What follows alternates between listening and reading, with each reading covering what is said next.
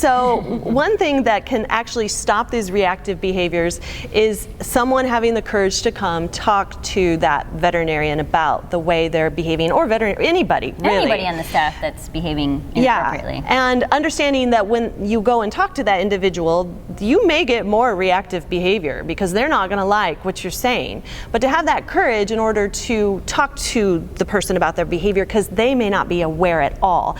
I remember when I was so stressed, and I would come every day and I would yell at the technicians and I would be stressed all day, and I was just up in my own head and I didn't know how I was affecting other people. And it took my practice manager coming and talking to me and saying, hey Sarah, your stress is spilling out on the rest of all of us. So courage is the number one thing, I think.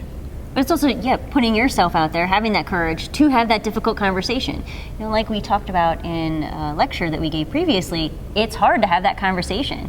But if you don't have that conversation, maybe the veterinarian or whoever's in charge having these, mood swings or episodes really doesn't have a lot of self-awareness. Maybe they have so much going on in their home life or extra outside of veterinary medicine that they really don't see what they bring into the practice or how they're affecting the rest of the practice. It's such a ripple effect, but maybe they just don't see it. So someone having the courage to step up, have that difficult conversation, and then maybe letting them sit with it for a little bit and then have enough awareness to kind of come back to the table and start over in a better, more productive manner.